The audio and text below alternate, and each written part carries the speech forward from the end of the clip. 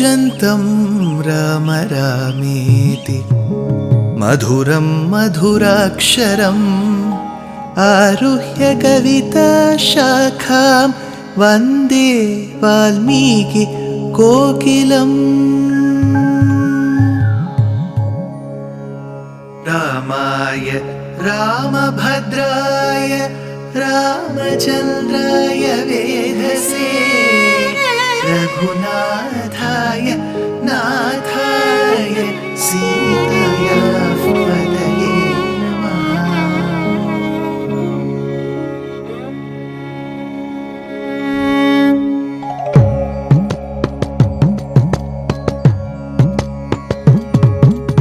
जयत्याश्रितसन्त्रास ध्वान्तविध्वंसनोदयः प्रभावान् सीतया देव्या परमव्योमभास्करः परमव्योमभास्करः।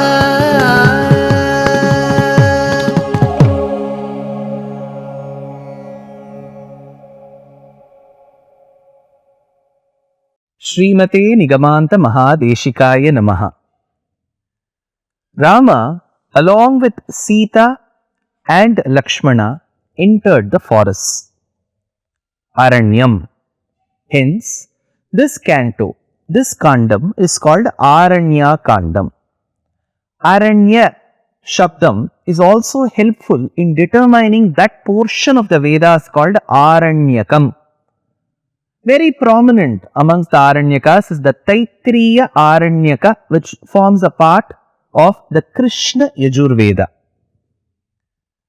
While he entered the forest and he saw the hermitages in front of him, Valmiki cites a verse. Kushachira parikshiptam brahmaya lakshmya samavritam yatha pradiptam durdarsham gagane Surya Mandalam. It looked like Surya Mandala. Why should Surya in the sky be compared with these hermitages in Rama? Here the commentator cites a particular mantra from the Ishavasya Upanishad. Hiranmayena patrena satyasya pihitam mukham tattvam pushannapavrunu satyadharmaya drishtaye is the verse from Ishavasya Upanishad. To which the commentator states, Satya Shabdaha atra Jiva Paraha. Satya Shabdam stands for Jivatma. Hiranmaya Shabdena Karmadhina Bhogya Varga Pradarshanam. That is when we attach the extra elements to the Jivatma, which is the karma that it has to encounter through the word Hiranya. So when Rama looks to the hermitage, it is, imagine the hermitage, you have to imagine the canvas in front of you. The hermitage has those hay above it, right? Straws above it. So when Rama looks at the hermitage, Rama represents Surya, the sun. And while he looks at it, gazes at it through his eye glances, those glances fall on the straws and they appear like the rays of the sun. So from him, that is falling into the straws which appear like the rays of the sun. Who is the beneficiary of Rama's grace? The Jivatma that stays within, which are the Rishis. So here the comparison is made with the Upanishad to give Paramatma Jivatma connection. That said, the Rishis come and they showcase their bodies first. In Valmiki Ramayanam, first they will say, Rama, look at our bodies. They were extremely malnutritioned, very weak. Only the bones were visible, it seems. Why? One, due to their lifestyle. And second thing, there was no peace of mind for these rishis. Because Ravana, through his half brothers like Kara, Dushana, Trishiras and many such demons, had put one camp very close to this place called as Janasthanam. Janasthana is roughly that region around Nagpur today. So while they stayed there, the Rakshasas stayed there, they created huge obstacles to the Rishis, their austerities and their penance. So it was very tough for them to perform austerities. While none of the yagas could get completed, they were very depressed. So their body had become weak. So these Rishis came and showcased their bodies. Well, we can understand these Rishis have religiously adhered to Karma Yoga, Jnana Yoga and Bhakti Yoga. Bhakti Yoga is also called Upasana. Bhakti Yoga is also called Sadhana. For that Upasana or Sadhana or Bhakti Yoga, Karma and Jnana are the Angas. They are essential components. So, if my hand is an Angam, there is an Angi that supports all these organs. So, Bhakti Yogam is the Angi, the vehicle. Karma and Jnana are the parts, they are the Angas. The Anga Angi Bhavam is something that we need to understand. So, here the Rishis were adherents to the Karma Yoga, Jnana Yoga, Bhakti Yoga. Yet, what was their situation? They were extremely depressed. Not because they were performing Karma Yoga, Jnana Yoga or Bhakti Yoga, but they had come across these Rakshasas who were the impediments. It was very, very tough for them to perform such activities. In such a scenario, one of the poets cites a very beautiful verse in his Stotram. He says, see, these Rishis have been performing Karma Yoga, Jnana Yoga, Bhakti Yoga. They faced so many obstacles from the Rakshasas. They couldn't perform their austerities, penances peacefully. They had thereby lost their mental wealth, physical health. And they were showing all this to Rama. On the other hand, when Rama comes back to Ayodhya, he becomes Pattabhishikta Rama. Later, towards the end of his avataram, you must have all heard in Kandam, Valmiki states. He says that Rama took all of them to Vaikuntham.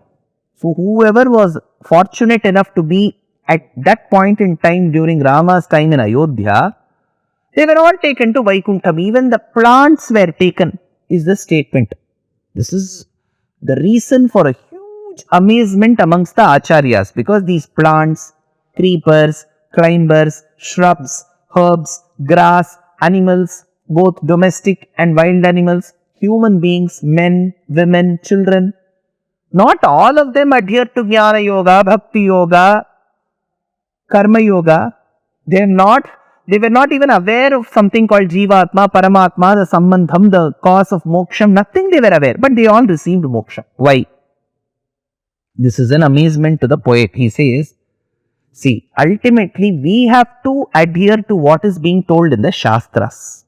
If Krishna says in Gita, perform Bhakti Yoga Arjuna, we have to. If Krishna says do Sharanagati, we have to.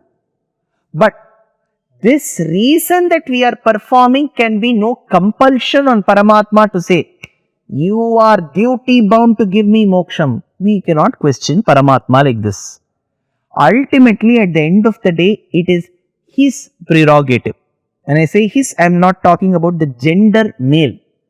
It is Paramatma's prerogative whether to give moksham or not. Yes, that Paramatma is bound by the Shastras given. But at the same time, finally, the decision lies in his table.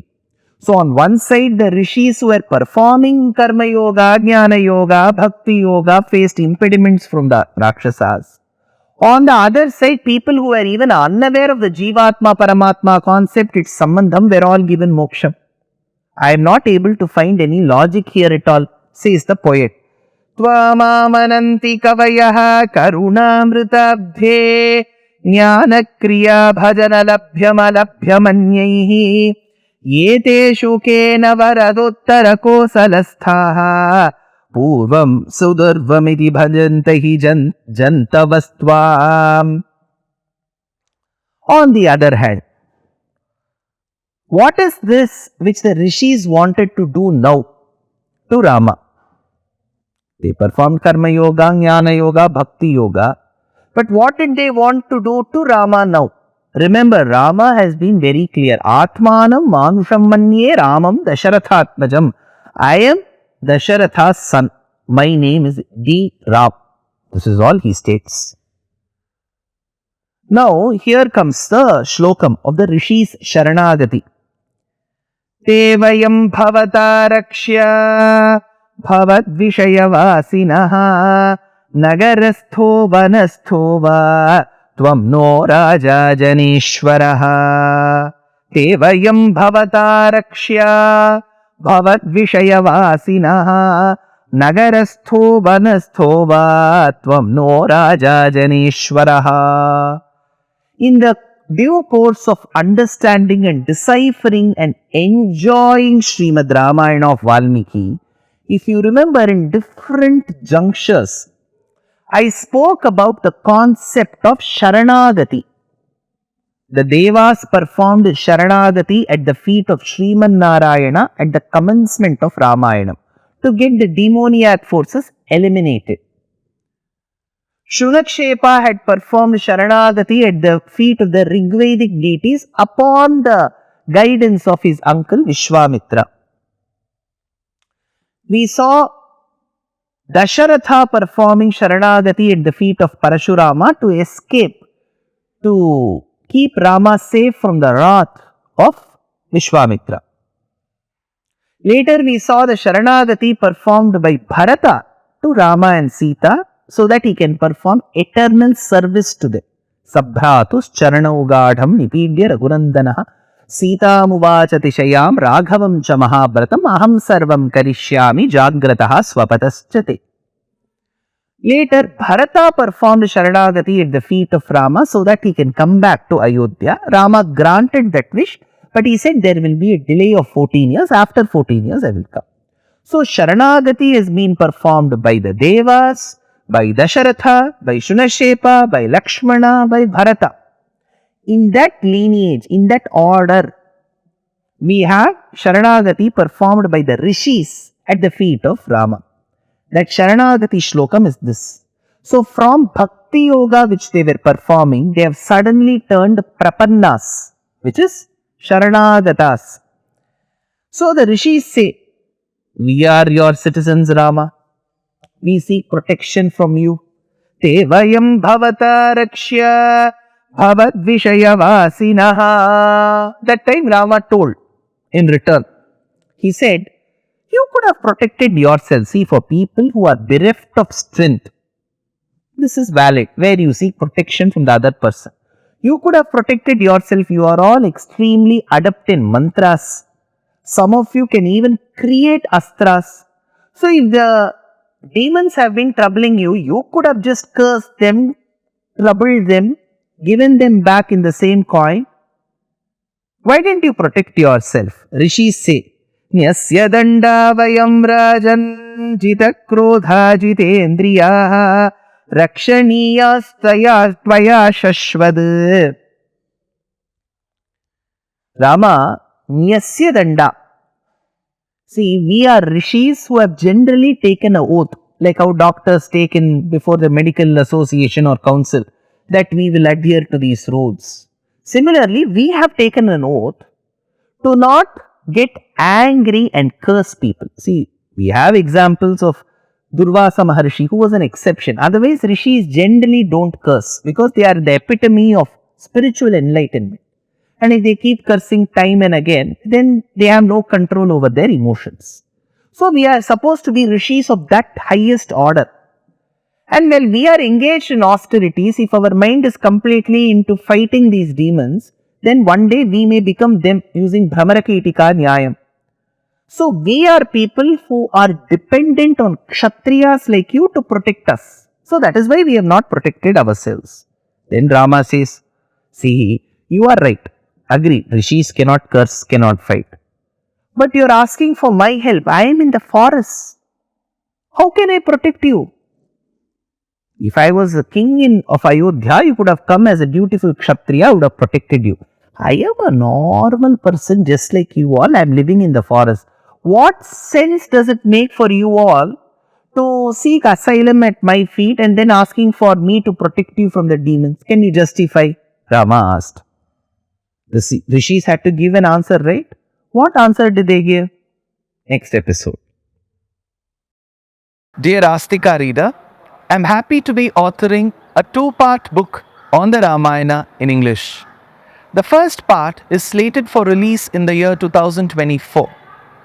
The book aims to recreate and retell the Ramayana of Valmiki, conforming to the ancient commentaries and other allied literature. To receive notifications of the book release, kindly register with www.deshikadaya.org/books. Namaskaram.